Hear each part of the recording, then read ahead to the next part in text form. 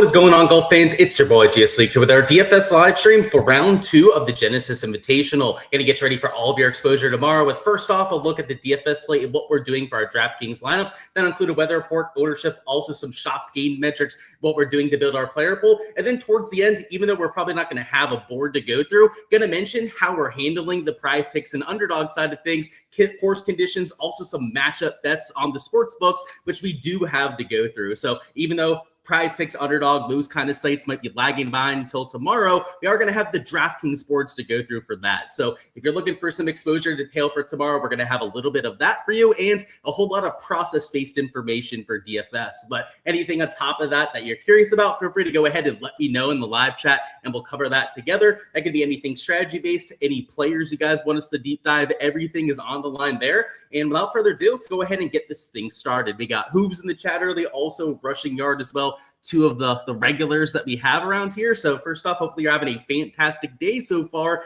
and hit me up with anything that you guys are curious about. But we're going to start it off with the weather as we typically do, which is going to be a lot different for round number 2. In fact, from the wind perspective, it's a complete 180 from the 20 to 30 mile an hour winds they were playing in this afternoon. And because round 1 hasn't finished, anyone that has holes left to play is going to be at a pretty sizable advantage because it'll still be lift clean in place. That doesn't go away from day to day. It's still round number 1. You're going to have low winds and still very receptive greens to attack as well. So the scoring average was already a bit easier in the afternoon, about 0.2 shots easier than the first half of tee times. And I think that is probably going to increase as the morning goes on tomorrow. So that's something to keep an eye on if you played round 1 showdown or props like I did. Some of those later guys are going to get the better end of it like we thought was possible. But for round 2 showdown purposes, I don't see much of an edge to lean into because after about 8 a.m., the winds are completely stagnant for the entire round. The temperatures are also relatively consistent from about 10 a.m. onwards through the entire completion of play. So I don't think that there's going to be a weather edge to attack for showdown purposes, but overall scoring should improve from round to round. And we're not sure whether lift clean in place will be in play for round number 2, but if it is, scoring average could be like -1.5 to -2. So I think that's going to be the real big deciding factor, and also why maybe the sports books and the pick'em sites might be a little bit shy to post any props for that, because at a course like the Genesis that is so around the green dependent, that could be a stroke and a half difference, like truly an entire stroke and a half difference just based on that one factor alone. But from the DFS side, which is what we're focusing on for the first half of this live stream, not that much that is notable from the weather perspective. But what we always have to lean into, of course, would be a game theory edge, and we're going to have that for round 2 showdown. And because round 1 hasn't finished, we oftentimes see a lot of lazy analysis for Friday. People that, because they don't have their money back from round 1 showdown, just kind of punt it for round 2. But if you put in the work, you're willing to put in the extra hour or so of research that is necessary, you can find a lot of success in these streets. So we're going to go through the ownership, where some of the field is going to wind up from that ownership perspective, so that you can make some pivots, try and take some stands against the rest of the field. And because this is an 18-hole sample size of golf, what is already a very hard sport to predict in the begin with, I mean, just look at Scotty Scheffler shooting +5 through his first 11 holes or whatnot today. You want to embrace the variance. You want to embrace the chaos. Know that a lot of these pieces of chalk likely aren't going to be getting there. It's not to say that I'm fading all 10 of these players that are going to be listed, but over half of them are not going to be in my lineup. So it is an important factor to consider. But before we talk about that ownership, I just want to catch up on chat. We got Alan down there. Welcome on in, my dude. I appreciate you calling me the people's champ, and welcome on in yourself. What's going on? Austin, he said, you're the GOAT, brother. Been following my stuff for a while, and you signed up for Bet the Number at the start of the year. Been smashing. Love to hear that. Bet the Number, by the way, the absolute nuts. If you guys haven't signed up yourself, you're shorting yourself money. Obviously, my Patreon page is a good thing to sign up for, but Bet the Number too, if you're making your own bets, is unbelievable as well. We're going to go through some deep dives later. Grayson and Straka, we'll add them to the list. An elite take with Marco Penge. We'll see if it holds up over the next few days, but it's looking good so far. Welcome on in, Steven. He said, you absolutely love the videos, Victor. I appreciate that, or Victoria, I should say. Do I think that Penge will be too chalky for round 2? It's a good question, and it's a good time to talk about ownership because we're about to go through the top 10. You're not going to see a Penge on the top 10 of the ownership list but he is going to be chalkier now for round 2 showdown than what he was for main slate. So, that was part of the reason why I talked him up this week. It was mostly from the betting perspective for a top 20, but I used him in DFS because he was also sub 4% owned, but now I've got him closer to 5% ownership, which for somebody in the 6K range is significantly higher owned than some of the other guys around them, but he's still only 5% owned. So it's not really a massive worry with some of those 6K range guys, but I wouldn't call him like a pivot play towards the very bottom. So hopefully that answers that question for you. And I would say single entries, maybe he'd be closer to 10% because people really like landing on the same value plays in those sort of formats, but GPP is probably closer to 5%, I'd say. Let's go through the top 10. And by the way, this is from my projection sheet from my Patreon page. If you guys want to download this and follow along yourselves, we're going to go through the top 10 in the ownership. But of course, I have every single player projected. Points also accounting for the weather when we have a weather edge to attack. Not the case here, but that is something that I incorporate into my spreadsheets and also my entire player pool over there. But the highest owned is going to be Rory McIlroy at $11,000. It has a lot to do with his score today. And it's not even like the placement points are a factor, but the one thing that the casual players like to do in PGA DFS is to tail a hot golfer, and in particular when it's a stud towards the top. And if this would have been a Scotty Scheffler that was -5, he'd be the guy that's 20 to 25% owned. But because it's Rory, he's the one that's going to be the highest owned of the bunch. So just know that in your lineup, Saints, like I was saying with Penge getting some extra steam in the single entries, Rory's probably going to be closer to 30 to 35% in a lot of those formats. So, kind of just adjust your expectations if you're playing in like the big $100 single entry, as people that are playing tighter are really going to land on those sort of plays. But a Hideki at -2, a Tommy Fleetwood had a respectable performance. They're towards the top end of the pricing, and because of that under par score, has them at closer to 20%. A Morikawa off the win backed that up with a really good score today. He's not overly chalky, but I've got him at like 17.5%. People I don't think are going to be as worried to get to him now that he's had a round since that win. For whatever reason, and I'm guilty of this myself, after a win, no one wants to play these guys that are playing really good golf.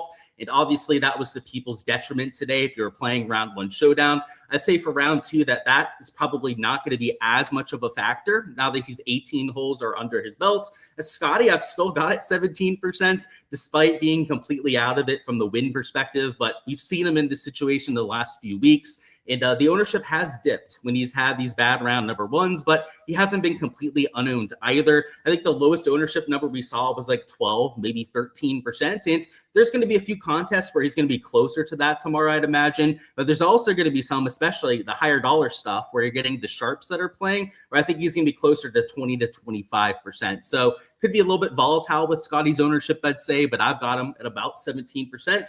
A Hovland, a Cebu that are sitting at under par scores, a Mav McNeely at -2 as well, are also going to be a bit chalkier than their peers. But we don't see any 7K range guys cracking this top 10 because it's still round 2 showdown. We don't have the placement points in play like we sometimes get for Sundays, when we'll get a bunch of 7K range guys that are 20 to 25% owned because they're starting in the top 5. And that's just not the case here. You're still going to get some 6 and 7K range players that are chalky, but they're not going to be as egregiously chalky as what we're going to get for round 4. So keep in mind that just after this top 10 is where you start to see some of those 7K range players. And just like we had with the chalk that was towards the top end of the pricing, it has a lot to do with the leaderboard. The guys like an Aaron Rye, for example, a Pearson Cootie, are getting some extra steam because of their scores under par. And that's not to say that they're unplayable, because those are the guys that, from the shots gained perspective, are checking the most boxes, but it's also not the end all be all. And if there's a piece of chalk to fade, in my opinion, it's the players in the 7K range, and especially the 6K range chalk if somebody's closer to 10 to 12%, because they're lower quality players. If they were studs, more consistent players, they would be $8,000, $9,000, or $10,000. And that's not the case with those guys towards the bottom end of the pricing. So like I mentioned before, you guys can download the sheet via the Golf DFS tier on my Patreon page. Link in the description of the video to join in to check it out. But next thing we're going to talk through is actually building your player pool for tomorrow. And although round 1 hasn't finished, we still have enough data to build our round 2 player pool. And we're going to have some shots gained metrics to use, even for the players players that are halfway through the round. We could take a look at how he hit the ball so far and then maybe translate that into some round 2 exposure, but also course history, high upside players, which are always at the forefront of our process, are going to be a really big part of it for round 2. Because we have some incomplete shots gained metrics, I think you want to lean on these things like course history and high upside even more so than we typically would. And if you're newer around here, course history is pretty self-explanatory. That would be guys that have played well at the Genesis. High upside golfers, maybe not as self-explanatory, but we want guys that have a lot of birdie or better firepower so they can shoot something like -6, -7. And because the conditions are going to be almost pristine tomorrow, I think the high upside golfers are a really good one for your round 2 profile because we need guys that can be aggressive. There are 3 reachable par 5s at this golf course, also a reachable par 4 off the tee that the power players can attack. So guys that are towards the top end of the birdie or better list could be worth taking a look at tomorrow, not just because they fit this style of golf, and I think what we're going to get tomorrow,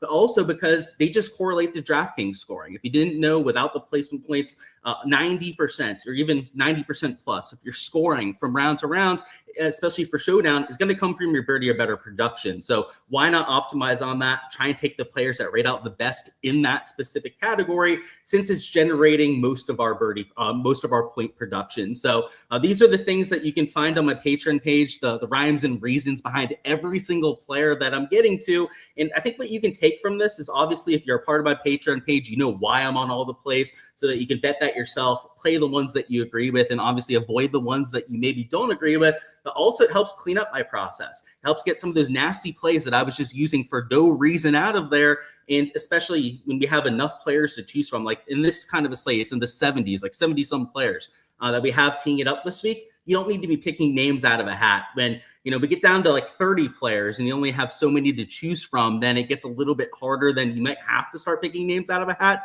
But when we have 70 or 150 players like we do for a normal main slate, you should definitely have a very intentional process about getting to your player pool. So, I think you can learn from that, maybe incorporate that yourself. It doesn't have to be the same player pool tags that you're using for your process, but just have a reason behind it in your back of your mind. And you don't even have to write it out like I do, but just when you're clicking your names into your lineups, just know why you're making that kind of choice. So if you guys want to see the why, you guys want to see the entire player pool, you can find that via the Golf DFS tier. What we're going to do next is go through the shots gained metrics and then any deep dives that you guys have for me in the chat. So next thing I need you guys to do is to let me know any players that you want me to deep dive, but also go ahead and smash that like button if you guys haven't already. Let's pump up those numbers, get that algorithm working overtime to get this content out there to more people. And that's the best way that you guys can show appreciation to this content. It's all I ask for. It's free to smash that like button, but I guess be careful about it, right? Don't smash it so hard that you can't use the like button anymore. But without further ado, let's go ahead and talk about these shots gained metrics. So we're gonna start with the ball striking because that's the most consistent part of golf from round to round. And one of our categories I'm using for my player pool is literally how somebody was hitting it today. And we're slightly limited on that because not everyone has finished their round, but even a Rio that's only played 15 holes, we kind of get the gist. He's gained 3 strokes off the tee, 1.2 strokes on approach. He's been absolutely striping it the last month on tour. So it's to no one's surprise that he's having that sort of performance. He's the sort of player that's trending well heading into round 2 because this is the part of golf that you don't have to work on that hard to pick it up right at that same spot tomorrow, whereas around the green and putting are going to be a lot more variant. So in fact, a Rio had that -2 round through 15 holes despite losing with the putter, which is rather impressive because he still has an easy par 5 left. So could even get to -3, -4 if he cracks another birdie over those last couple attempts. But a Nick Taylor also gained ball striking. He actually lost about 3 strokes between the short game categories. So even more so than a Rio, he sets up particularly well heading into Friday. Continue to hit the ball well like he did, and then also just even be a neutral in those short game categories. And rather than being +1, he'll probably get it closer to even or under par with some of those easier holes that he has towards the end, especially 15 and 16. They're going to play a lot easier without that wind directly into the face. A Nick Taylor could be somebody that to keep an eye on for your showdown process the next day. And, an Aaron Rai, Siwoo Kim also hit the ball well, but especially in the case of an Aaron Rai here, Aaron Rai also gained 4 strokes putting, which a lot of that comes down to luck Aaron Rye's not an elite tier consistent putter that we really would say that about. So we'd expect him to come back down to earth a little bit when it comes to that putting. So, that's why we want to take a look at all these players and their entire profile before making a final decision. But the ball striking is a positive category to see from these guys. It does slightly outweigh that putting, right? Because he hit the ball well, maybe you could still use an Aaron Rye for tomorrow. Like, it wouldn't be completely inconceivable because of how he was hitting it. But if this was somebody that was closer to a neutral ball striking, but they gained 4 strokes putting, then that could be a little bit of fool's gold. So that's why we want to be a little bit more detailed when you're going through these metrics. It's not just one category that tells the entire story. But if we go through some of the other ball striking poppers, a Johnny Vegas, a Matt Fitzpatrick, a Wyndham Clark standouts, especially these guys like a Matt Fitzpatrick, Chris Gotterup that are known as ball strikers. Seeing them hit the ball well is especially comforting, in particular because both of them didn't really get anything about their putter today. So, if they can even just gain a stroke or two to the field tomorrow, that could be a massive turnaround. But Harry Hall, Marco Penge hit the ball well. He still has a lot of golf left, so there could be some variance with his shots gained metrics tomorrow morning. But your McGreevy's, your Connors, I'd go the whole way down, and I did for my process, the whole way down to like these Spieths, even like your Hideckis of the world, for some of these ball striking poppers that were gaining close to a stroke and a half or even over 2 strokes to the field between the off the tee and approach play. So, you want to do your due diligence. If there's really one stat or one metric to spend some time on, I would say it's the ball striking. It's the one that I spend the most time on. I dig through the weeds the most. And, of those top 25 players that you have gaining like over a stroke per round between those two categories, those are the ones that I think you would have double checked your stats on. But if you go to the short game, these guys that gained a whole bunch, it's a bit of a red flag, like we said with Aaron Rye, but also with the case of a Jacob Bridgman, he also got a bit lucky on the greens. A Taylor Pendrith and Aldrich Potgieter or Ryan Fox, all gaining over 3 strokes to the field. It's not to say that you can't do that like 2 out of the 4 rounds, but to do that in back-to-back days is something that is an extremely rare feat on tour. So unless they can gain another 3.4 strokes ball striking, a lot of these guys are going to have about average, even below average days for round number 2. So you're going to see a lot of these players outside of my player pool. In fact, I can't really think of any of these guys that I'm going to have in my lineups for tomorrow. And even around the green, you can say that about 2. And it's not like a Keegan had a good day anyways. So it's not like he's chalk that you're going to have to avoid. But gaining 2.5 strokes around the green is not something that's sustainable. Even a Kim Minwoo Lee, for example, that gained almost 2 strokes in that category, you can expect a little bit of regression to the mean. And I guess the only maybe outlier there might be a Minwoo, just because he is such an avid chipper of the ball. Him and a Siwoo Kim, some of the best around the green players that you have in the world. I will throw Jordan Spieth into that conversation too. Like maybe he'll gain a stroke and a half around the green every single round. But the vast majority of the other guys that you're seeing towards the top end of the list, you'd expect to come back down to earth. Whereas if you take a look at the players that lost a whole bunch of strokes in the short game categories, you might want to give a little bit of grace to these players. These could be bounce back candidates. And that short game regression, that second category down, that's exactly what that is for my player pool. So for example, a Justin Rose, who just won a few starts back, he gained 2 strokes ball striking, which was pretty solid stuff. He lost 3.6 with the putter. He's normally a much more consistent putter than that. Maybe it was the winds that were throwing them off and why he struggled so much through 11 holes. If he's even just a neutral with that putter, he's a well above average player. It maybe isn't an optimal play for DFS, but if he goes from losing 3.6 to gaining 2 strokes into the positive, that could be an optimal performance tomorrow. So, I'll have my eyes on guys like a Justin Rose that hit the ball decently and could be due for some short game regression.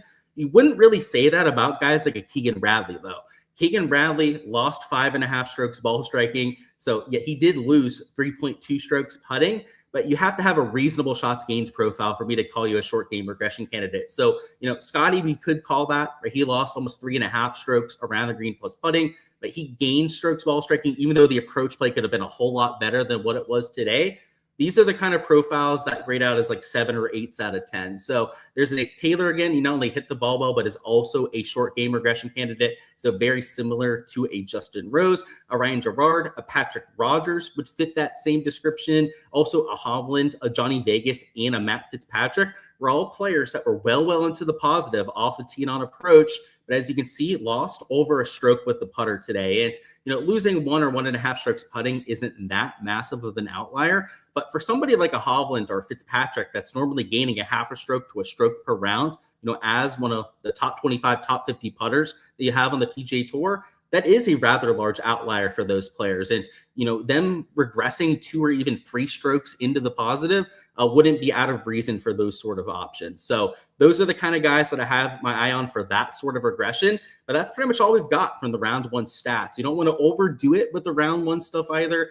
I know we talked through it. It is something that I use quite heavily in my exposure, but it's not the only thing that we're using on our exposure. That's why we have things like course history, also those high upside players that you can get to. By the way, on that spreadsheet we were going through before, the tab at the bottom, event history, would be really useful for finding guys that have played well at this event. You could use that to deep dive some of those options, but also on Bet the Number, if you go to the round prop tabs at the top, and then you scroll down, and then you take a look at the recent last 24 rounds, is what they have it sorted by default. But if we sort this by birdie average, we can see he's been making the most birdies in the field lately. And if you want to use that for some of your high upside options, I think that makes a whole lot of sense as well. So don't just be looking at these round 1 shots gain metrics and thinking that they're the end all be all. And just to remind you on why that's the case, golf's an extremely hard sport to predict. And thinking that you're going to find the absolute nuts every single time for what happened the day before and all the variance and the noise that we have in those metrics is ludicrous. You'd be nuts to think that you're going to be able to pull that off consistently. So that's why you want to have a more well-rounded process, some of the longer term metrics to try and find your top plays, because bounce backs are almost a given in golf. And we've seen it from Scotty Scheffler the last 2 weeks, horrible round ones, and then almost winning the event or winning it in every single case. I'm not saying that I think he's going to turn it back and nearly win this week, but that's well within his range of outcomes as well. And for anyone that's in this field, they're all world-class players, most of which that have already won on the PGA Tour. Not every single player, but I'd say 2/3 of the field has won on the PGA Tour before. If they can win on the PGA Tour, they're capable of a bounce back performance. So that's why you want to open up the metrics a little bit more than just what we're looking at right here. But we will go through any player pool deep dives that you guys have for me now. So let me get a sip of my water. My mouth is getting a little bit dry. We'll go through any of the questions that you've got in chat, and then afterwards go through some prop and betting stuff for tomorrow. And although I don't think we're going to have the boards to go through, I'm going to try and give you guys a really good deep dive at conditions so that you guys know what to expect. And I think we're going to have the pin location, so we'll go hole by hole, see how that's checking out for tomorrow. But I think it's going to play significantly easier. So even if we don't have the boards to go through, I'll give you guys maybe a strategy to involve to try and find some value, because I think it could be a good one for it. But let's catch up on the chat, see where we left off with any questions. I know we had a deep dive on Grayson and Straka to do from before. So let's start there. So let's go with Grayson first, and then we'll go to Sepp next. Grayson gained 2.5 strokes approach, lost a little off the tee, but not a big deal losing within half a stroke into the negative. And then he was about a neutral between the 2 short game categories. I'd have to give him a 7 out of 10 on this. The approach play, by the way, of the 4 categories is by far the most important. Off the tee and approach play are both important, but especially that second shot, especially at a second shot golf course like a Riviera Country Club. So yeah, a Grazerman that's normally a bit of a loose cannon with the irons, this is an extremely favorable profile. Normally is a really good putter. In fact, he's a top 10 putter in the PGA Tour most years. So I would expect him to regress into the positive in that category. Continue to hit the ball like he did for today. It could be a crap ton of birdies for him. So I think that one checks out. I'll give him a 7.5 out of 10, maybe even an 8 would be more appropriate.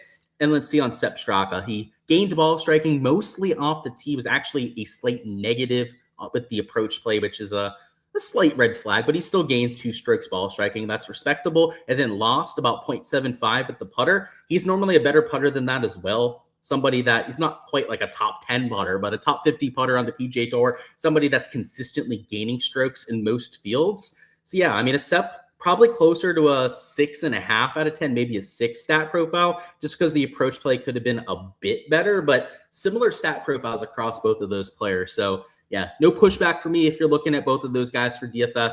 I think they make plenty of sense. Let's see.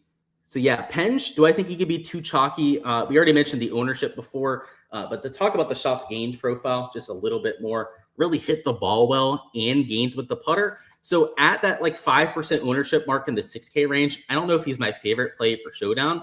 If he had been all ball striking and then had been neutral or losing putting, I could see maybe playing him, but he was a little bit short game dependent there. And it's not to say that he's unplayable. I'm just saying from the shots gained perspective, it's not the most favorable. He is still a really high upside player. He's somebody who hits the ball a long ways, a good par 5 scorer. not to give away too much of my player pods. You have to keep that behind the paywall to keep it usable and useful for all of my members over there. But yeah, the shots gained wouldn't be why you're playing them. You'd be playing them for the course fit and some of the high birdie stuff if you're getting there. You see, what made Scotty struggle today? It was mostly the short game, it looked like. Putter, he was 3-putting, also missing a lot of 5-foot par putts. So it was like death by 1,000 paper cuts that really got him. And he said Matt McNeely round 2 and Tommy Fleetwood. So I'm not sure if that's a question or I guess a statement on those two. In general, I think they're good course fits. Matt McNeely was a big piece of exposure for me this week. I wasn't as exposed to a Fleetwood, but Tommy Ladd's playing excellent golf. So I couldn't give you any pushback there. Both of those seemed like excellent plays.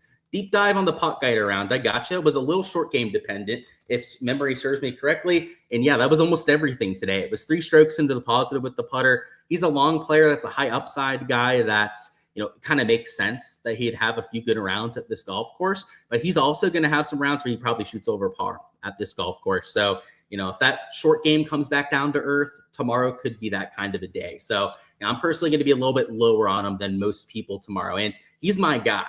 So, I hate to say that about him, but it's true. It's just not the best kind of shots gained profile, momentum-wise. Deep dive on McNeely and Fleetwood. I got you. So you did want to deep dive on those two. So I'll give you a quick deep dive on both. So, yeah, Maverick was a little bit into the positive off the tee. He lost on approach and around the green and gained putting. He's a 5 out of 10. He's kind of all over the place here, right? We don't really learn that much because he gained in one of the ball striking categories, lost in the other. He gained in one of the 2 short game categories, and then he lost in the other. The one thing I will say, though, is that McNeely's form has been excellent. He plays well on the West Coast swing. He also has another top 15 finish at Riviera in the past, and that was when Matt McNeely wasn't as good of a player. So I think that, even though he's maybe a 5 out of 10 from the shots gained perspective, the course history checks out better than most. And then let's do the Fleetwood one as well. So Fleetwood, a similar story. He lost off the tee but gained on approach. He gained around the green but lost with the putter. So I'll give him a 5.5 out of 10 just because he did gain about 2 strokes to the field overall, but he did it in a very unconvincing fashion. So if you're going to play a Fleetwood, it's probably some of the long-term stuff that's getting you onto that kind of play. And not that that's a problem with that, right? Like that's still a very valid part of your process. So, don't let that completely talk you off of him being like a 5 out of 10. Can we deep dive Aubert and profile him? For sure.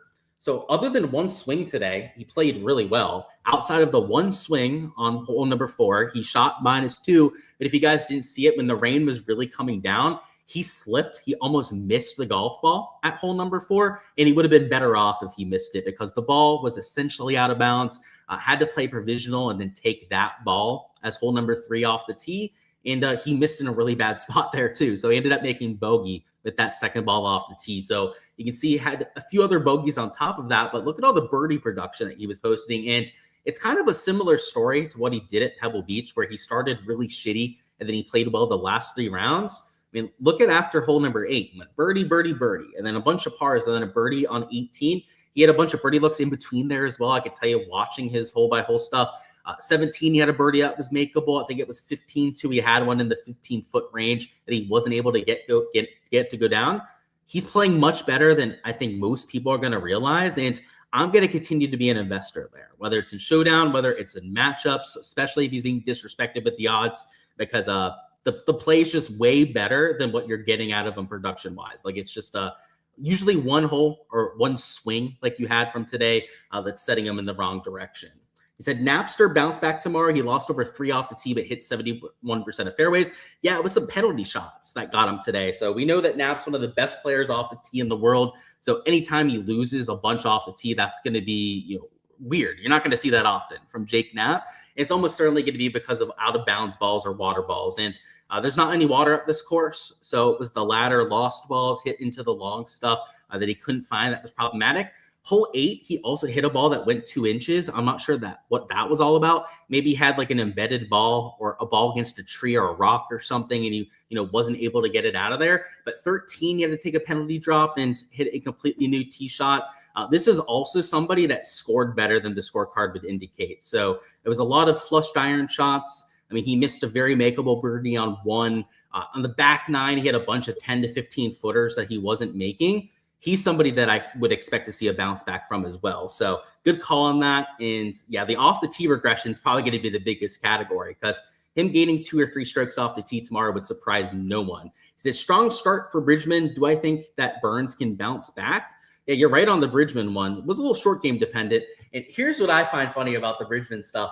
Even he knows he lucked out today. He said so in his interview. He's like, I played a soft golf course and I'm probably really lucky it was soft because it was my first time here. He even said, he's like, there's no way that I could have scored like I did unless the golf course was batshit soft. So, that gives me so much respect for Bridgman that he's able to say that at this point, because it tells you that he's confident in his abilities, right? He's willing to be humble on that kind of stage because he knows he has the nuts behind it. So respect to him for that. So yeah, good on you for the Bridgman call, obviously. And then he said bounce back for Burns. Let's look at the shots gained metrics, and I'll tell you his chances. Unfortunately, he's doing it in the opposite fashion to what we'd want to see. We'd normally want to see gaining off the tee and on approach, and then maybe him not getting the most out of his short game. And it was the exact opposite. He lost ball striking. He gained about 2.5 strokes between the around the green and the putting. So could he bounce it back? Absolutely. But it's not really the shots gained profile that's giving me hope for that. It's more so that Sam Burns is a volatile player. We've seen it from him in the past. He's somebody that when he's off, he's off. He's a little bit of a streaky player. When he's on, he's capable of shooting -7 to -9 real quickly. And, recently for him, he's had some good events. I mean, last time out in contention was notable from that perspective, but he's had some events recently where he started off shitty and then randomly popped off in round 3 or round 4 for like a -7 round. So, he could always give it to you that way, kind of from the sneaky backdoor standpoint. And the phrasing on that was terrible. So my bad, guys. I think you get what I was saying, though. Any thoughts on Decky and Glover? All of which are guys that lost big around the green but seemed decent otherwise. So, yeah, I mean, you kind of hit the nail on the head. I think you know what I'm going to say about those two. But, yeah, I think you're 100% right. Like, they're decent bounce back spots, especially Hideki that gained 2.6 strokes on approach. Did gain putting, but that's what he's been doing lately. He's been one of the best putters in all the world in 2026. Then who was the other one? You were looking at a Glover as well. Glover didn't catch my eye as much, but let's see. He gained ball striking both categories and then lost about 2 around the green.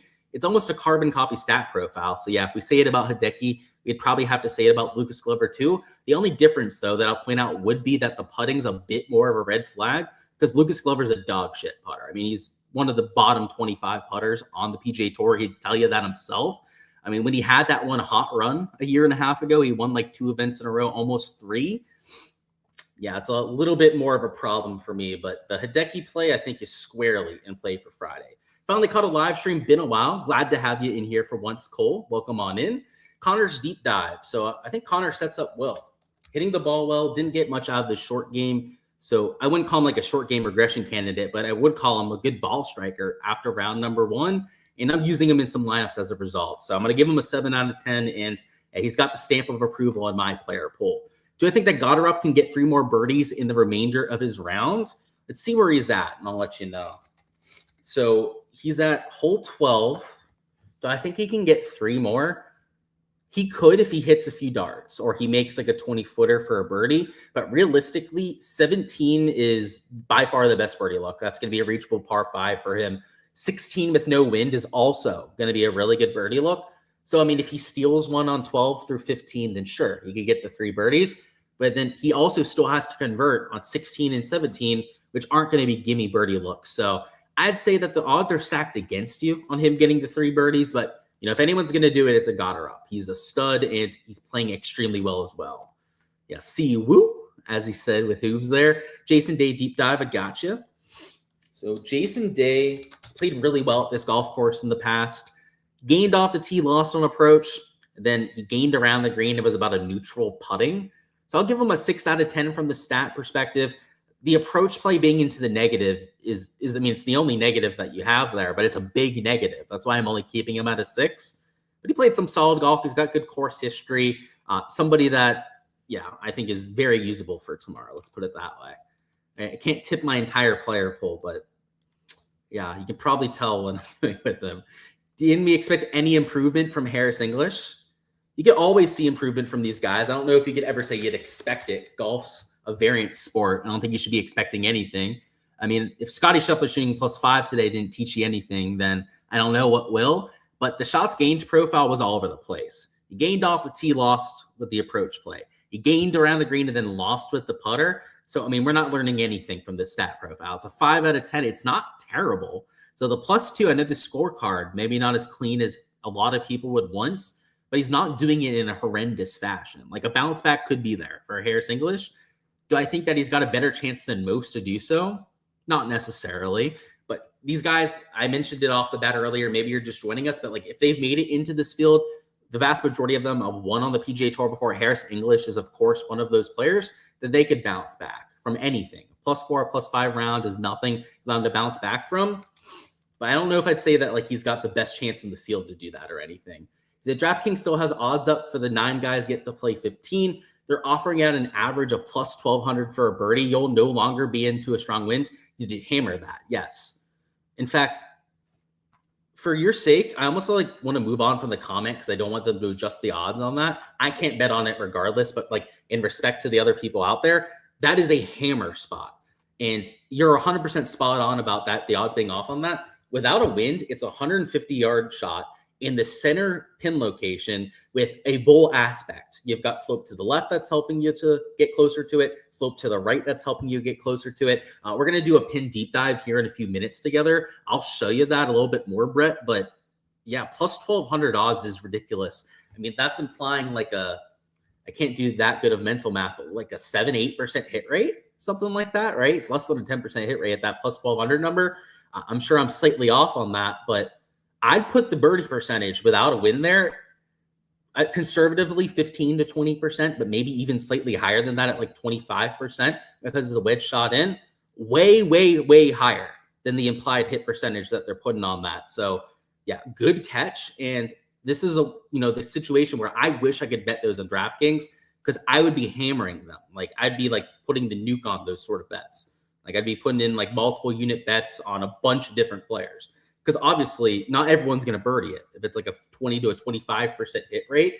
But let's say that of the 9 players left, that 3 of them do, then you're going to be raking in the cash if you're doing so. So I like that. Spread it out if you possibly can.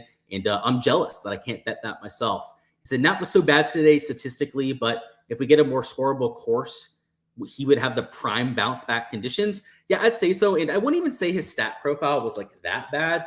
This is when we got to look at like how it happened. All of the losses off the tee were on 2 holes. It was 8 and then 13 where you had losses of 1.5 or even 2 strokes off the tee on those holes alone. Really good from that perspective. And that's not something that you can see just looking at the shots gained total. But if you go hole by hole, you look at their scorecards, you can learn a lot from that perspective. He said Ryan Fox was the best play on Showdown. He, in fact, was a good play. And I'm glad that we got some exposure there too. Any of the Kims stand out for round 2? You're looking at a Tom, a Mike, or a Siwoo. Siwoo kind of does. He hit the ball really well today. He did make some putts. Not like he can't do that tomorrow, but Siwoo is not the best putter. I guess that's the only red flag there. It's like a Tom or Mike because those 2, I don't think they caught my eye at all. In fact, we'll just type Kim, right? We'll get all of them to show up together. And I see why they weren't catching my eye. They both sucked ball striking. And neither of them really have good course history here either. Like you could play them, I don't know. Everyone's process is going to be different, right? Like my process, not going to land me on a Tom Kim or a Michael Kim.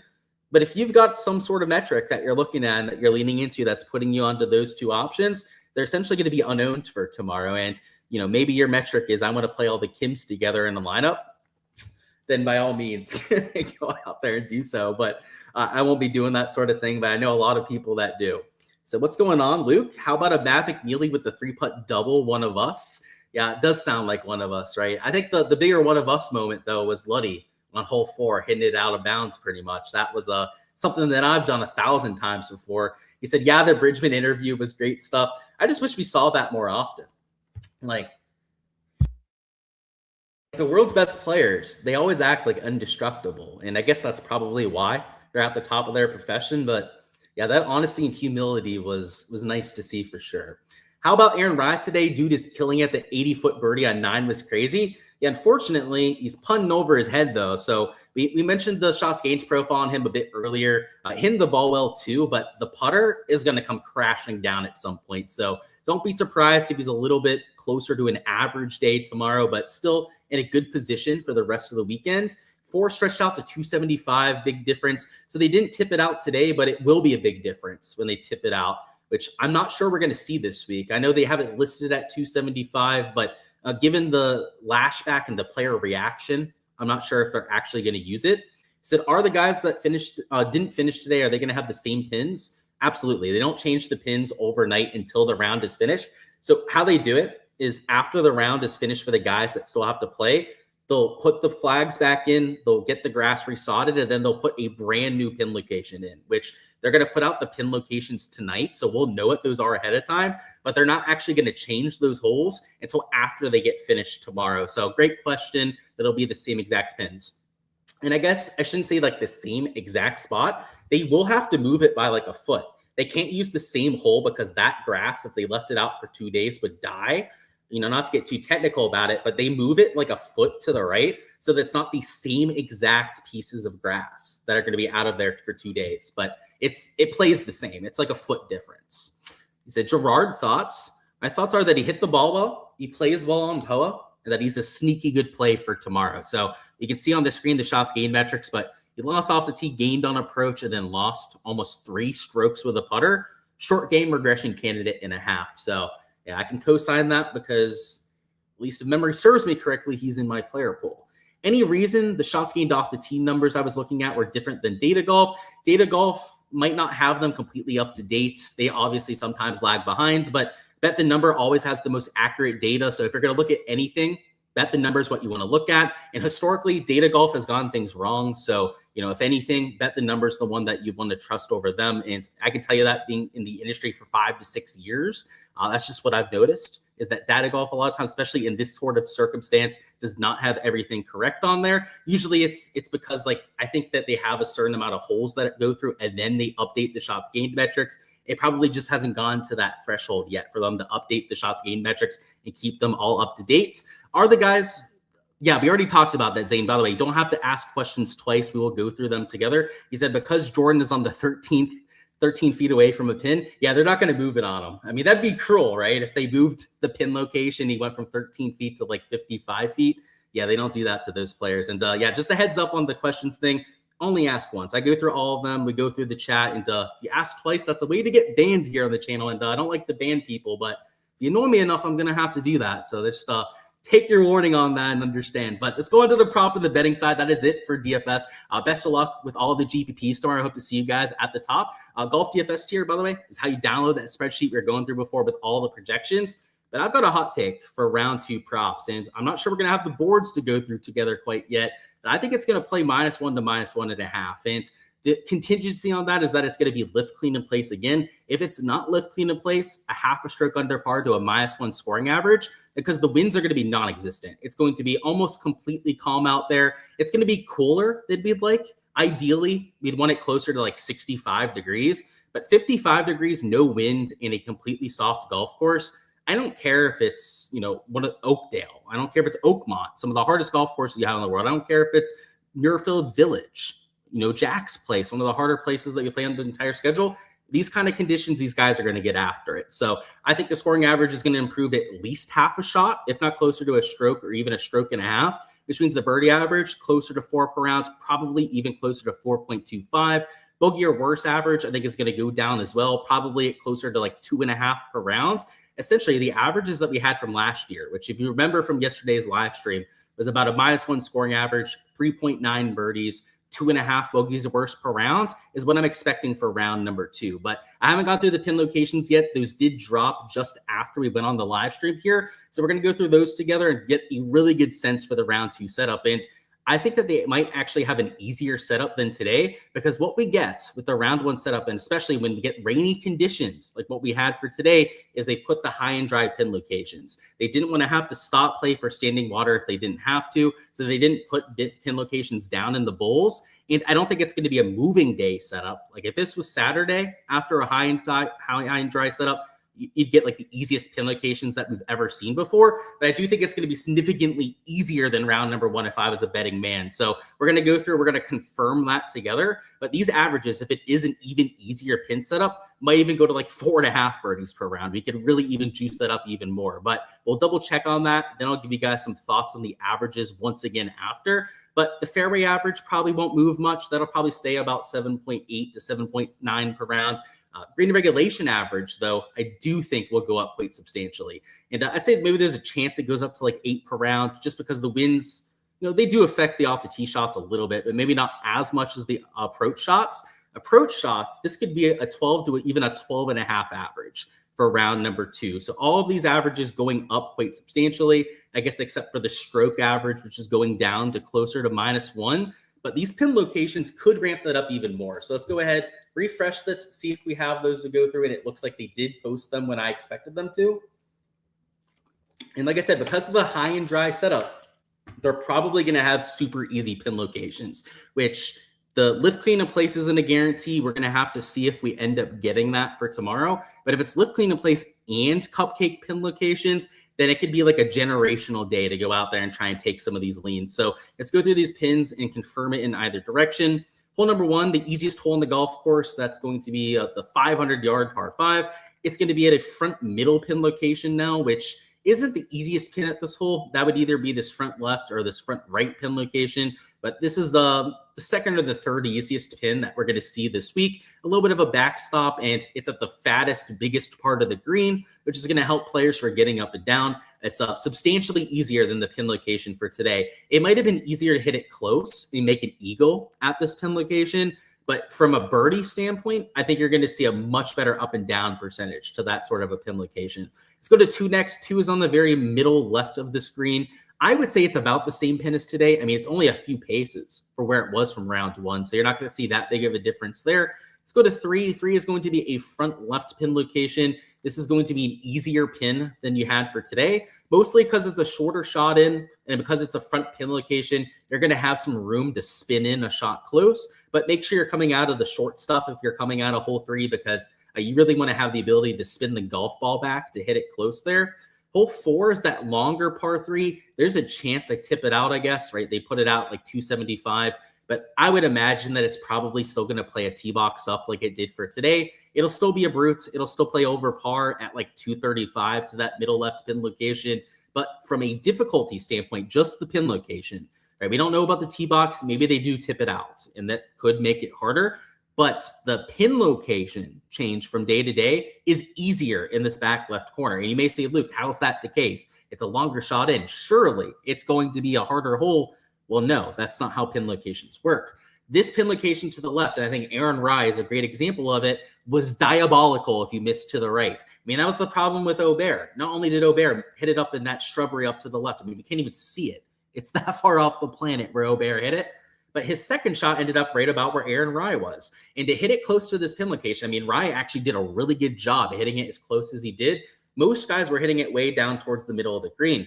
But now that the pin location's on this low spot on the middle left, the up and down percentage is going to go up exponentially. So I do think the ball striking test, especially if they move back the tee box, is going to go up. But I think the scoring average is actually going to get easier at hole number 4. Even if they tip it out at 275, I think the scoring average is going to get easier at hole number 4. Maybe that's a hot take to say, but I don't think that it is. I think that front left pin location, which, by the way, they almost never use at that hole, was unfair. There were guys, for example, like a Cam Young, who ended up making a double bogey at this hole.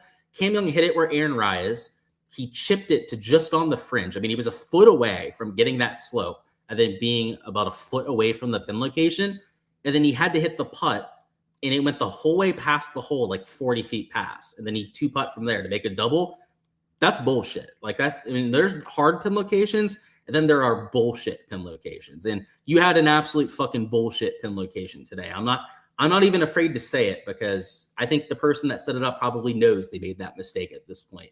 Hole number 5, though, is in the very back right corner. It's about where my cursor is now. I would say that this is the first pin that you might say is a little bit harder, but you have a backstop to work with here. I think the main worry, because it's a shorter hole, this is only 420. It'd be about 425 to that back right corner. is hitting a wedge shot and then spinning it back to the slope. Obviously, it's going to take you off the green complex, as you can see with the contouring there, which, could be a little dicey for getting up and down, but I still think the scoring average will probably get a little bit easier without as much wind. Let's go to 6 next. 6 is going to be a front right pin. You saw people hitting it to close to this pin location, even though the pin was in the top left, and that's because of all the slope behind it. You had people that were hitting this part of the green here that I'm hovering over, and then that were sucking it the whole way back to that pin location. So now that it's in the low spot, you've even got some slopes just to the left of it to help you, some slopes to the right that can help you get closer to it as well. This was going to be a hole that is significantly easier than round 1. Let's go to 7 next. 7 is a front left pin. I think you guys get the idea. Another easier pin. We have a slide slope to the right to work with. The tricky part here is that false front that you can see, but it's a front pin location. It's a short par 4. You're hitting a wedge in there. You're going to be able to spin it back and get it pretty close. In fact, look what Aaron Rye did today. He had his second shot. It landed here. Then it spun the whole way back close to that pin location. That one's going to be a cupcake. Let's go to 8 next. 8 is a back middle pin location. So it's about where I am right now. This looks harder than today. Maybe the second pin. That's slightly harder than round number 1. Only reason for that is the slope to the right. You have, I'm not going to call it a false front, but I guess a false right to the screen. That's going to make chips a little dicey to that pin location. Let's go to 9 next. 9's going to be a front right pin. It is way easier. And yeah, we knew the high and dry was going to be problematic and it was going to cause harder pin locations. They put it back in this back corner because the high point in the green. Now it's on the low point. You've got this backstop to suck back a shot and get it close to it. It looks like it's going to be open season tomorrow. And let's go to 10, which is the drivable par 4. 10 is a middle left pin location. That's about right here. Significantly easier, not tucked in the way back right in the top of the pantry, right? That's where the cookie jar was today. Hard to grab for all the kiddies. 11 was a front right pin location. It'll be a little bit shorter for the par 5. I would say it's about the same as today. It's a bit of an easier approach shot with a wedge, though. If you have to lay up, you do have a backstop, which will help you spin it back close. Let's go to 12 next. 12 is a back middle pin location, about right here. I would say harder than today, just because it's a longer shot and it's maybe slightly more slope towards the back there, but I don't think that that's going to be a big difference at 12. Let's go to 13 next. 13 is going to be a back middle pin location, about where I am right now. So it looks like the back 9 might be set up a little bit stiffer. This one marginally harder than you had for round number 1. Let's go to 14. So 14 is going to be a short par 3, probably playing about 175. It's an easier pin location on that bottom left low spot of that green. So it was already pretty easy today, but it's going to be even easier tomorrow. Let's go to 15. 15 was a front or is a front left pin location. It's not too far from where it was for round 1. And I would say it's probably about the same difficulty. Let's go to 16 next. 16 is that short par 3 I was talking about. And by the way, this is why I think the pin's so easy. Look at it. You have a backstop, you have a left stop, and then you got all that room to the right where, if you push it, I guess you could have a 20-footer. You're trying to make a birdie. Without wind, there's no way that this plays to like a 6 or 7% birdie rate. Like the plus 1,200 odds or whatever it was on those guys to make birdie here is insane. So yeah, Brett, if you're still watching this, hole 16 is an absolute cupcake location. And for tomorrow, I actually think it's going to be a bit harder because it's closer towards this right side, but still a short wedge shot in without a whole lot of wind. It's going to be open season for players tomorrow, whether it's the round 1 or the round 2 pin. Let's go to 17 next. 17 is going to be a front right pin on the par 5. So I would say pretty similar to the first round. And this actually isn't the pin location that they used for round 1, but pretty similar difficulty-wise. I believe the pin location, I wish you had it on there. I believe it was towards the left side of that pin as opposed to the right. And then finally, 18 is going to be a back left pin. This one is going to be a bit harder. The pin for today was a front right pin location. So about where my cursor is now it's going to be in the back left. So there's a handful of holes, 4 or maybe 5 that look a bit trickier, but there's 7 or maybe 8 pin locations that we went through that we said were going to be significantly easier. And maybe that's even underselling it. It might even be closer to 10 pin locations that look a bit softer than round number 1. So that combined with no wind, a course that's still going to be extremely soft, could be that -1 to -1.5 scoring average. And really the only thing that we're waiting on that we're not going to know until tomorrow morning and close to the round starting or even afterwards is going to be whether they're using lift clean in place or not, which is mostly going to impact the bogey or worse average, but also the stroke average. But the birdie or better average is not going to be as impacted. So I'd say with the easier pins, I'm willing to put that at 4.25 for a birdie average. That would probably be the middle point I'd put for the predicted average tomorrow. And yeah, we'll leave the bigger ranges for the other categories. I think there could be some variance with strokes and bogeys, just based on whether we get that rolling or not with ball in hand. But with that in mind, this should give you guys a pretty good sense on how to attack these prop boards. Using that -1 to -1.5 scoring average, obviously better than average players, you would adjust your projections to account for that. And worse than average players, you would do the exact opposite with. And that's normally how we approach these prop boards to begin with. And just to double check, maybe we do have some props to go through. Maybe they did surprise us with a few. And look at that. They posted a strokes board on Prize Picks. So we are going to have some stuff to go through together. That is clutch that we're going to be able to go through these. And yeah, you can tell that they've adjusted the board a bit. Obviously, these lines are lower than what we had for the first day, but you would expect to see that with the kind of conditions that we're going to get. So we'll see if there's any obvious value on this board. Looks like it's only strokes for right now, but maybe they'll add to it throughout the rest of the night. So it's at least good to see. I wasn't for sure on whether we're going to get prop boards until tomorrow morning, but it looks like we're going to be surprised here, which is a good surprise to get for the stream. Of course, Hoobs, I got you. You said your question got answered. Okay. You've only got one Scotty lineup, but he's paired with Bridgman, Pendrith, Hall, and Lowry. So there is hope. Wow, that's a good rest of your lineup. So yeah, just get him through the cut line, which there is one this week, and you can have something going. You have Spieth even through 10 over McCarty -1. Do I think that he makes the comeback in the morning? Well, I don't have a crystal ball, so I can't tell you what's going to happen ahead of time. Do I think he could come back? Absolutely. I mean, Jordan Spieth's the better player between those two in a vacuum. So yeah, could he make the comeback for sure? But is he going to? I mean, your guess is as good as mine, right? Golf's a variant sport. It's why we like betting on it to begin with. But to act like we're going to know what's going to happen ahead of time would be silly, to say the least. Let's go through these lines that we have on Prize Picks. So if I'm working with a -1 scoring average, that's about 70 strokes. Maybe it gets to 69.5 if we do get that lift clean in place, which means if we can find elite tier players at 69.5 strokes, I'd be willing to take their under. But based on what I'm seeing so far, it doesn't look like we're getting any like elite tier guys at 69.5 per se. More so like your mid-tier players that aren't as good a form, that I don't trust nearly as much. But that's not to say that we can't find a few other players that make sense. So like, for example, there was one guy that was kind of catching my eye, but I want to see if we can find a pairing for that before I take him, and the lines makers just end up moving it on us before we find the pairing for it. But at 69.5, you find me somebody that's coming into the event with form, somebody that played half decent golf today. Didn't even have to play half decent golf today, and I could probably still get behind it. But I guess I'll just point it out, right? If they move it on us, they move it on us. If they do, they're bitch made. We all know, I guess, if they do, how they feel about things. But it's a Jake Knapp under at 69.5 that I thought really caught my eye first. Had, of course, the top 5, the top 10 finishes over the last couple starts. I know he struggled off the tee today, but I really don't worry about that all that much. So at 69.5, I think the average is going to be closer to -1.5. That's something that I could get behind. Maybe even a Ricky Fowler. You know, I was going through trying to see if there were any other 69.5s that maybe made a little bit more sense. Maybe a Sepp Straka you could throw into that conversation. Sepp, of course, played well at Pebble. He's also an elite tier guy that was a top 25 player on tour last year. So that's a feather in his cap. Ricky Fowler, too. Ricky Fowler has been very consistent over the last 6 months. So, you know, if I'm working with a -1 to a -1.5 average, we're just asking these guys to maybe gain a half a stroke to the field, maybe a stroke at worst to the field to cover those sort of projections.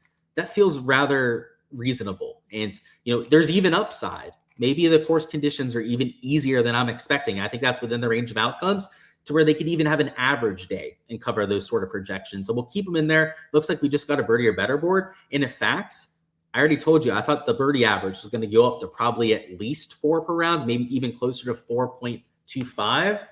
I think there could be value here to take some overs. And I don't know if the 4.5s catch my eye as much. It would more so be like if there were any 3.5s on the board, that would really be worth hammering, but maybe some 4s with the push equity, just because the average is probably going to be a little bit over 4 per round. And if we can find somebody that's an above average birdie maker, then that push equity might make it worth taking. So like, for example, there's some guys on here that maybe didn't play the best golf today that I might want to avoid. But when I was going through the board at the top, like a Rose, even a Straka, maybe rather than the strokes line, we go to a birdie or better line instead and take that push equity. That might be the way to go about this, because we're not certain on whether they're just going to be lift clean in place or not, right? That's obviously something that they could, change their mind on tomorrow morning and then not give it for the round 2 players. So rather than taking those 2 for strokes, I still think Jake Knapp maybe makes sense, because I don't think Knapp had a birdie or better line. Yeah, they didn't post anything for him for that specific category. Is maybe we take the pairing as one of these birdie or better props instead, just to kind of protect ourselves from that aspect. But let me see who the 4.5s are. So I don't want to completely ignore the 4.5s. I do like the push equity, though. I just want to see who they have at that projection. Because, if it was a Rory or a Scotty, I'd play it in a heartbeat. But I don't think that Rory or Scotty are going to be at 4.5 for us, unfortunately. Let's see. So, yeah, Rory's at 5, Scotty's at 5.5, as you guys may have seen on there. But they do have, a Xander at 4.5, who's playing okay. I think he's, even par so far, +1. His first 11, 12 holes. But he was playing in the hardest of the conditions. So we got to put some respect on those guys that were playing through some brutal stuff this afternoon. And we don't know. Tomorrow morning, Xander could go off and still post some birdie production too. So maybe him at 4.5. Maybe he could be a look there. I wouldn't be taking a Pearson Coody at 4.5. Somebody that's closer to a mid-tier player, like even an Akshay Bhatia at 4.5 wouldn't really be somebody that I'd be using. But if you can find me somebody that is a top 50 birdie maker that's playing half decent golf, then that is something I could potentially get behind. So, of the players that we've seen on there so far, in fact, let me actually just bring up the PGA Tour website. I just want to take a look at, actually, we're not going to use the PGA Tour website. Let's just use Bet the Numbers, birdie or better metric, to find the guys that are making the most birdies recently, to see who we should take for this. So this is over the last 24 rounds. This is on the whole, the round props tab that they have on Bet the Number. And if you just take a look at the last 24 rounds on tour, Siwoo, Garrett Higo, Ben Griffin, McCarty are towards the top end of that.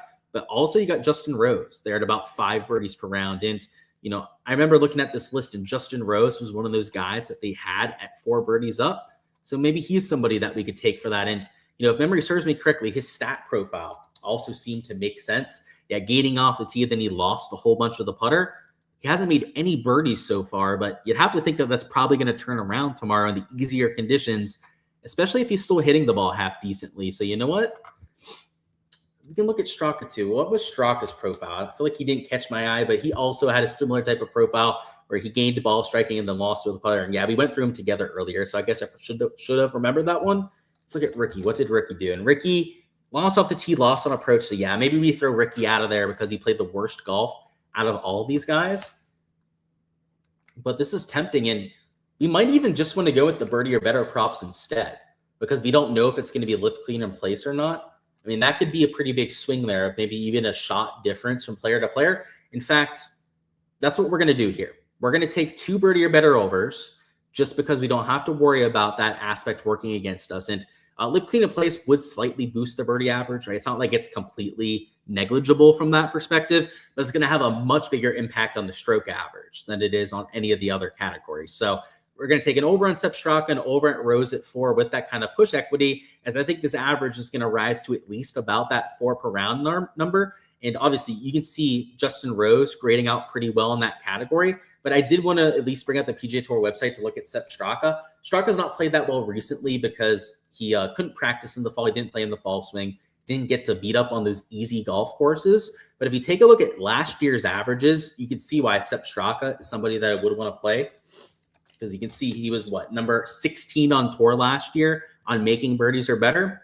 So yeah, at about a 4, maybe even a 4.25 average, I'm going to take those guys to match or beat that all day. So that's what, a 2.75x, or sorry, 2.7x payout now. They're just scamming even more and more on Prize Picks these days. This used to be 2.75x for the 2 positive stance plays, but they decided to nerf the payouts even more after getting their asses handed to them. But based on the boards that we have right now, that's how I'd be approaching it. But as we get more boards and more props available on these sports books throughout the night and tomorrow morning, there's going to be more and more to attack. In fact, Underdog, Better are probably going to post their boards at some point as well. In fact, let me refresh Underdog to see if they have anything up, but I doubt it. Normally they wait for Draftkings to post a lot of their stuff. it looks like they have some whole 16 through 18 stuff. So if you still want to bet round number 1, I guess they have some stuff up there for that. But tomorrow morning, when we get tee times, when DraftKings, Fanduel get their boards up, these websites are likely going to get some more stuff up for us to attack as well. So on top of just attacking the props that we have on here later on for my Patreon members, make sure to check out all of those boards tomorrow morning. And, if you're somebody yourself that's trying to do your research, just be adaptable. And I know it's maybe not a good day for it because it's Friday and a lot of you guys will probably be working in the morning. But if it's a slow morning, maybe if you have a half an hour to an hour to, open up another tab and look at some golf betting stuff, when the boards get dropped so late, there's oftentimes a lot of value available because, they have to scramble to get stuff up. Obviously the lines makers for the Pick'em apps have to do that same thing as well. And I'm not necessarily saying like misclicks on the stuff that they're posting, but maybe they don't spend as much time on their analysis and they'll get it off by 0.5 to a 1 birdie, or maybe they'll get strokes off by like a stroke or 2 in either direction. If you can catch them with a first drop before the odds end up adjusting based on the other markets, that's where a lot of value is on a slate like this. So that's what I'll personally be doing. It's a little bit later than usual because it's on the West Coast, but because they're starting at 7 a.m. local time, I'll get my morning coffee in my system. I'll wait for some of those odds to drop in the morning and then go out there and try and get after some nukes. But if you guys want to see every single bet that I'm placing for Friday, you guys can find that on the golf prop and betting tier. Golf DFS tier is where you guys can find the spreadsheet from before, but for everything on Prize Picks and Underdog that I'm entering, better also anything on the sports books too. That's what the golf prop and betting tier is for. So they're separate on there so you guys can find the content that is the most pertinent for you. If you're somebody that does both though, does fantasy and the betting side of things, there is a combined golf tier on there as well. It gives you access to both sides of things. It's also a little bit of a discounted rate as opposed to buying them both separately. Well, that's all we've got for the pick'em side. We're not going to have a whole lot of these boards to go through. You guys kind of get the idea for tomorrow. I think it's going to play a lot easier than today. But to see every single piece of exposure that I enter for tomorrow as I enter it, that's what the Patreon page is for. But the last thing we're going to go through would be some of the 3 balls that we have for tomorrow. And that's what I thought we were going to be primarily focusing on here because I was not expecting Prize Picks to post the board. Or at least I wasn't counting on it. I thought there was a chance we'd get a board. At least I was hoping we'd get a board. But, sometimes they're lazy and they're slapdicks and they don't want to come through for us. But I'm glad I was wrong about that this time around. But let's not ignore the matchup side of things. So we'll catch up on chat, see what's going on with any bets that you guys wanted me to deep dive. And then we're going to cap it off with a look at this matchup board as well. But like I was saying, for all the exposure that I'm taking for tomorrow, make sure to check out the Patreon page. But let's catch up on chat, see what's going on with you guys. So how did my bets do today? I can't remember, and you're glad that you didn't take Scotty over Xander or JJ that you liked. So yeah, I had a decent day myself. It hasn't finished though. Almost all my exposure has not finalized quite yet. So I don't want to victory lap anything until it's finished yet. So Philip, I'm going to say to be determined on my exposure, but it's looking really good so far. But I don't want to jinx anything, and I'm going to knock on wood, in fact, to make sure that we don't. The birdies are up if I refresh. Thank you for the shout on that. And good to see that they're at least getting something up for us to go through. He said Scotty Slow Smart might be a prediction market lean until he shakes that version of the yips. Yeah, I don't think so. You said maybe sell after round 1. It's next time out, he'll probably be first round leader after the first round. So, I get what you're saying. I know that it's more than a trend at this point because now it's been 3 straight events where he struggled after the first round. But I think that's chasing your tail, man. If you start to do that at this point, it'll probably go the other direction as soon as you try to do it. He's the world's best player, and he just had a few bad round number 1s. I wouldn't look into that one too much.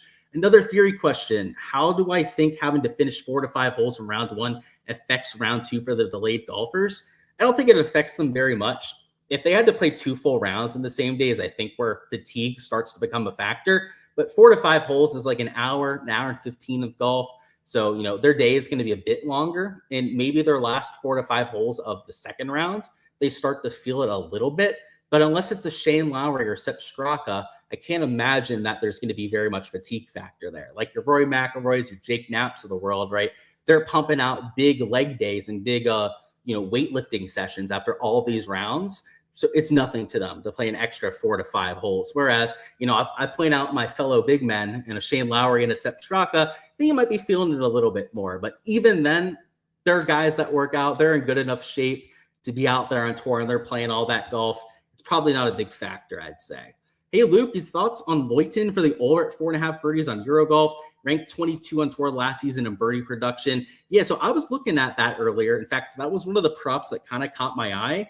The birdie average, we don't have the averages on here right now, but it was 4.22 per round in round number 1, which, by the way, was within 0.02 birdies of what it was way back in 2021 at that golf course. And that was despite it being a par 71 then. So obviously the course changes did not change the identity all that much. And yeah, Lloyd, somebody that is an above average birdie maker on the Euro Tour, would probably make sense for that. So yeah, let's just show that to the rest of the live stream on there. They have almost the entire board, at least the average guys, at about 4.5. And because Lloyd is an above average player in that category, then yeah, I think it could make sense there. I'm not sure what the odds would say, but I would imagine they're probably pretty favorable on that. Just because, you know, the metrics line up with the traditional analysis. And what do I think about the whole 10 board? I think it's a crapshoot, man. It's an easy pin location. So I'll at least give you the pin location analysis of the whole 10 stuff.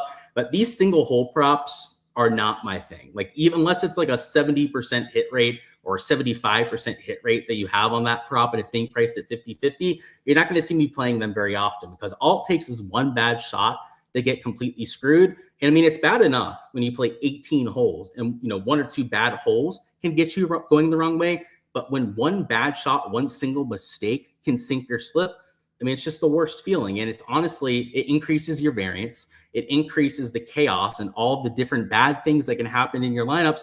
And I try to limit variance. It's why I enter a lot of 2 or 3 leg slips on these slips.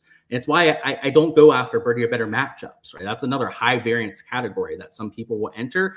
I look for the stuff that's a little bit more predictable because I do this professionally, right? I'm not doing this for fun, right? I'm entering these props for long-term ROI so that I can win money and add money to the bankroll, which is why I stay away from these single hole things. So yeah, you'll see me occasionally play them. Like, for example, like on a drivable par 4 like this, if the birdie rate got to like 65 to 70%, you might start seeing me take unders. If the birdie rate dropped to 30 or maybe like 25% or something like that, maybe you would start to see me take overs, but it takes a pretty big edge for me to want to go out there and play it. And, you know, even though it is an easier pin location, it's not going to be a cupcake. You still got to hit a really good drive to set up a doable chip for that. So I wouldn't be playing it in either direction. I don't think there's massive value in either direction there, but it's a good question and not a category that I'm usually that fond of. Got the post and over on 4 birdies. I think there's better players that you could take at 4 birdies. You know, I'm fond of the postman. I used to play him way back in the day before anyone really knew who he was. But for lack of a better word, and don't take this the wrong way, if any of the posting camp is watching this, I know some of them do watch this, so that's why I want to add that out there. You're like an average guy in this field, JT, right? Like you're not anything special in a signature field. He knows that, right? It's not like I'm being overly critical there. He knows that he's, you know, an above average player on tour, but in this kind of field is average at best compared to the guys that he's playing against. So if I think the average is going to be like 4, maybe 4.25 birdies, this is exactly where he should be. Whereas Sepp Straka was number 16 on tour last year, right? He's a little bit more elite in that category, won multiple times. Like there's just kind of different levels to this. I'd rather go after the elite tier guys, the guys that maybe they're not the Roys, the Scotties in the category, but they're top 10, top 15 players in their respective categories are the ones that I'd rather target instead. So I'm just, I'm a little bit more picky with the stuff that I take. Not that overs on birdies or really any overs on birdies I'd give you too much pushback on. Like if you were going to play the over on Poston, like I'd say I get it, right? Like I get overs on birdies in general. Like the conditions are going to be easier. I just think that you could probably find a better option for that, if I'm going to be honest. So awesome. Thanks. One more. What are my thoughts on Spawn for the over on 4 birdies? Yeah, like that's a great example. Like Spawn's a better birdie maker and he's just a better player at this stage. There he is. I was looking for him at the bottom end of these tee times. Like I'd rather have a JJ Spawn at that 4 birdie mark. So I think that's a good shout. I'm going to have to do a little bit more deep diving myself to see whether that's something that I enter. But yeah, I could see why you get behind that. Appreciate you, Perry Otter. See what you're doing with that name there. Of course, I got you, my dude. That's all I've got, guys. I'm going to go ahead and cut it off there so I can get some of my research and entering some of my exposure for myself. But if you guys want to see everything that I'm doing for round 2, that is what the Patreon page is for. Other than that, smash the like button if you guys haven't already. Also, subscribe to the channel so you guys don't miss any of the content to come. Rounds 3 and 4, we're going to be doing similar live streams, hopefully with everything caught up and back on schedule so that we have all of those boards to go through. But make sure you stay tuned for all of that over the next few days. And best of luck with everything that you guys are going with. I hope to see you towards the top end of the GPPs. It's cash out and some of our betting exposure as well. Add to the bankroll and hopefully have ourselves a weekend. But until then, that's all I've got. And I'll see you guys tomorrow night.